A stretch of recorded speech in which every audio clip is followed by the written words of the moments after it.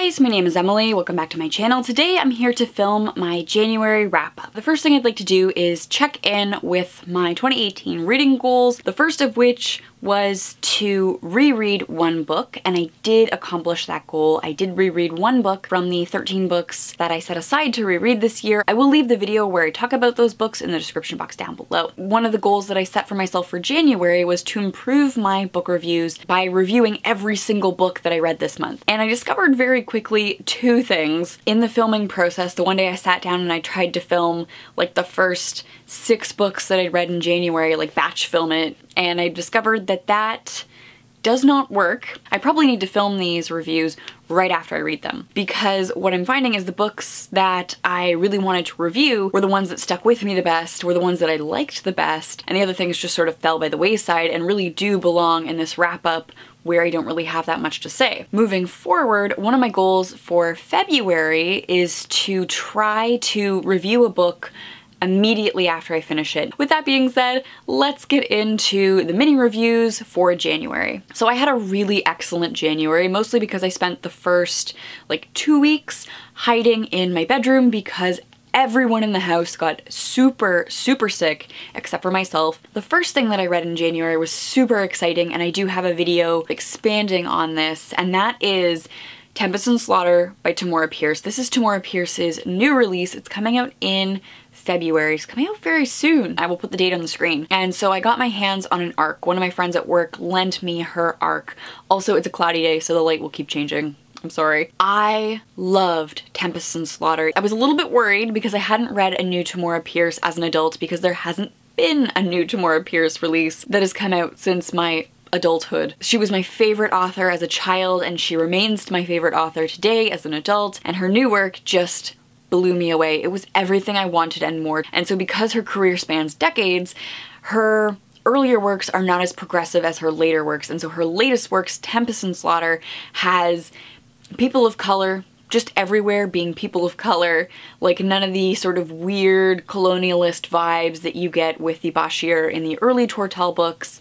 You have explicitly queer people in the text who are named as queer, who have husbands and who refer to each other as husband. There's no like pussyfooting around it or reading people as queer based on certain like textual markers. There are queer people in the text. And on top of that is the story of Aram Draper, who will one day become Numair, a great mage in Tortall. And so we're seeing him as a 10, 11-year-old boy entering into the magical university, making friends, rubbing elbows with some pretty powerful people, and slowly entering sort of the master's PhD equivalent of a magical university degree. And I am so excited. I can't wait to get my copy in my hands. So fantastic way to start off January. The next book I read in January was Girl Man's Up by M.E. Girard. So this is the story of Pen, a sort of masculine presenting lesbian in high school. Everyone sort of knows that she's out. Her group of friends, Colby, her best friend, knows that she's a lesbian, and they are sort of cool with that because they use her, specifically Colby uses her, to pick up girls for him. And it isn't until Pen sees the repercussions of Colby's sort of hookup culture ideology that she begins to question her role and her relationship with Colby and sort of develop more as a person. On top of that, she has a strained relationship with her parents who she is not out to, who don't understand why she doesn't dress like a girl. You can watch my full review for more information. There were a lot of things that I had issues with. I don't know that it is a great read to hand to a teen in isolation and be like, here, read this, learn things. I don't think the book itself does enough teasing apart, but I think with the right group, like with a group of folks to talk through these things, it could be a really great read. The next book I read is The Darkest Minds by Alexandra Bracken. Yes, I'm very late to this party. This was one of those books that was super popular when I first joined BookTube, and I picked it up on a whim and then never read it. And you know what? I'm kind of glad I didn't read it until now, because this came out at the height of that YA dystopia trilogy. Hunger Games, Divergent, you name it.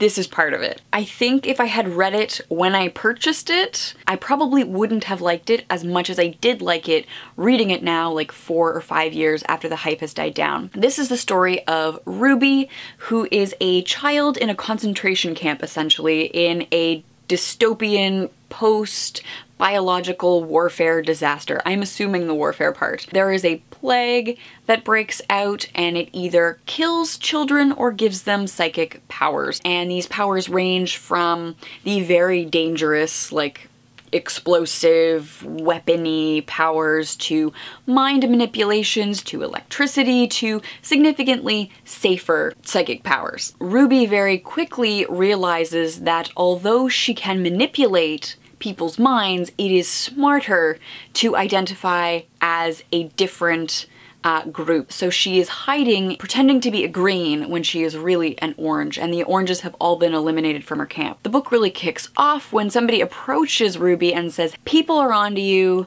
I'm gonna break you out." She's forced to make a lot of choices and rethink her understanding of herself, her understanding of other people, her understanding of the outside world. I loved it. I loved the characters. I loved the friendship between Ruby and the folks that she meets on the outside. So I really, really enjoyed The Darkest Minds by Alexandra Bracken, and I will probably pick up the sequel and see how that goes.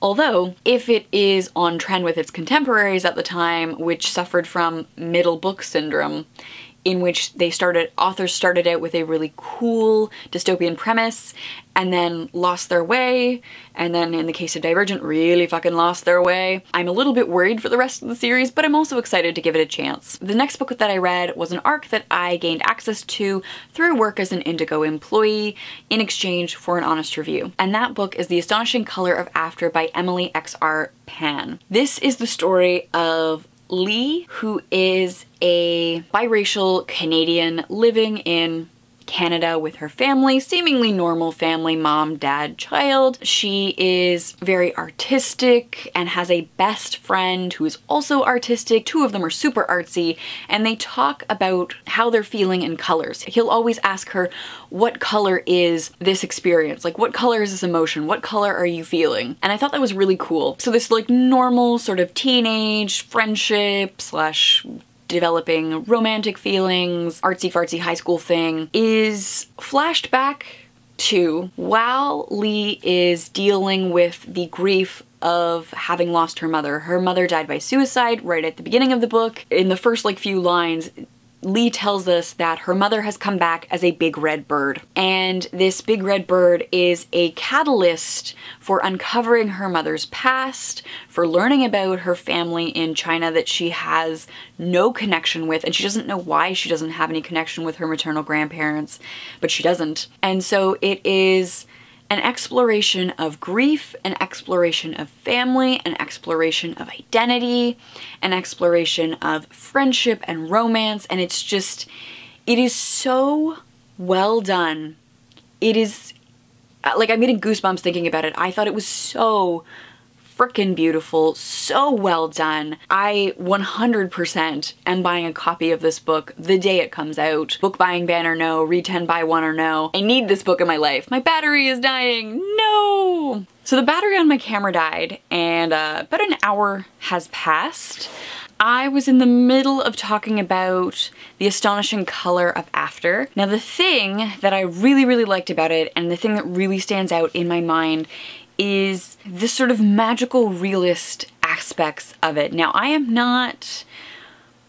Here's the thing, I have only really delved into magical realism through Haruki Murakami, and I don't super love the way he writes women. But other than that, magical realism is sort of a branch of fantasy literature, which is very much up my alley. And so I really actually enjoyed the magical realist elements to The Astonishing Color of After. Those magical realist elements made it really beautiful, made it really engaging, and I believe it's Emily XR Pan's debut novel, and it's such a strong debut novel. Very much looking forward to rereading it, and I cannot recommend it enough. Once it is out, you should definitely pick it up. So in addition to The Astonishing Color of After, I was given access to a digital arc of Children of Blood and Bone by Tomi Adeyemi through work as an Indigo employee in exchange for an honest review. Children of Blood and Bone is set in it's blurring together because it has been a while, fantasy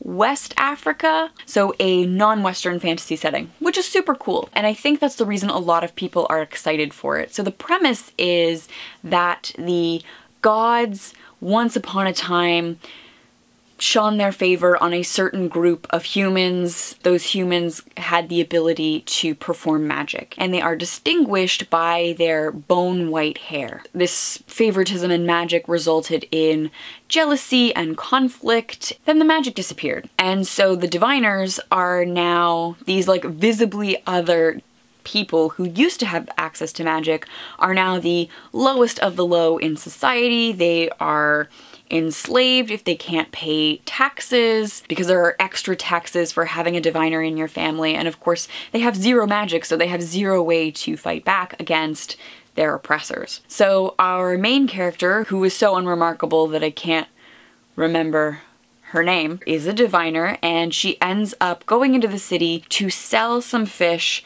to pay the taxes which have just been raised. And while she's in the city, she rescues this girl in the city who's running from the guards, not knowing that the girl that she's rescuing is in fact the princess, and now it looks like she and her brother have kidnapped the royal princess. Things sort of spin from there because the princess has in her possession an object that could be used to bring the magic back. It was an incredibly rich fantasy world. I loved the world building. I loved the inclusion of West African mythology because the author has a degree from Harvard in English literature, and she received a fellowship to study West African mythology. You can tell a lot of like research and passion and interest has gone into creating this fantasy space and imbuing it with myth and legend, and that was really, really cool. The thing is, because there was so much world building, I think the characters suffered. And so we have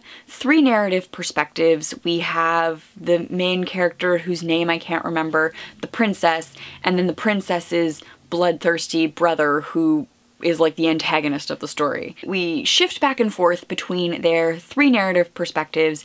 Other than the name at the top of each chapter, there is no way to distinguish one character from the other because there isn't really a shift in narrative voice. So I found the shifting perspective really confusing. It also made it hard for me to really connect to the main character. I didn't super like her. She's supposed to be our hero and this awesome person, and I never connected with her, and I think it's because of these three sort of indistinguishable narrative point of views. Maybe it had been told entirely from her perspective, I would have felt more attached to her. I would be able to remember her name like a month later.